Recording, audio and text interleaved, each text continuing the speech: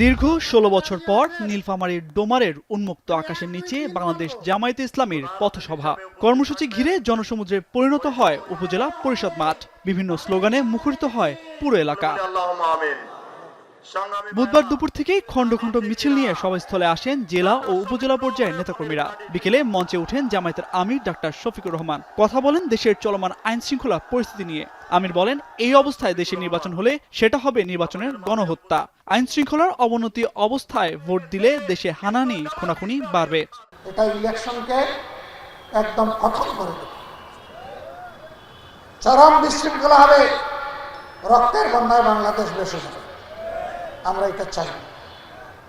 আমরা চাই সকল ক্ষেত্রে প্রয়োজনীয় সংস্কার সাধন করে দেশে আইন শৃঙ্খলা ফিরিয়ে এনে জনগণকে স্বস্তির সাথে তার ভোট প্রয়োগের সুযোগ তৈরি করে দিতে হবে। ডাক্তার শফিকুর রহমান বলেন, স্থানীয় সরকার ভেঙে দেয়ায় জনদুর্ভোগ হচ্ছে। পরিস্থিতি বিবেচনায় দ্রুত স্থানীয় সরকার নির্বাচনের দাবি জানান তিনি।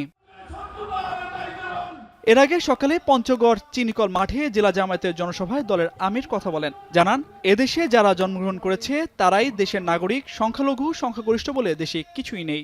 কিসের সংখ্যালঘু আর কিসের সংখ্যাগুরু? এই দেশে যে জন্ম নিছে সেই দেশের গর্বিত নাগরিক। আমরা নাগরিকদেরকে কোনো ভাগ বাটোয়ারা ধর্ম কিংবা দলের ভিত্তিতে করার পক্ষে নয়।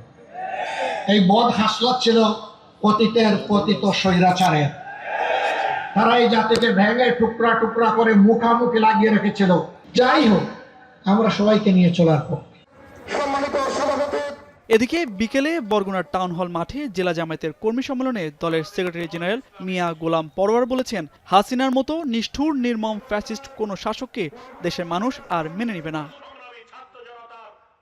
স্বাধীনতার পরে বরগুনায় এই প্রথম বৃহৎ পরিসরে কর্মী সম্মেলন আয়োজনে উচ্ছ্বসিত জেলা উপজেলা সহ সর্বস্তরের নেতাকর্মীরা। তামজিদ মির্জা, এখন।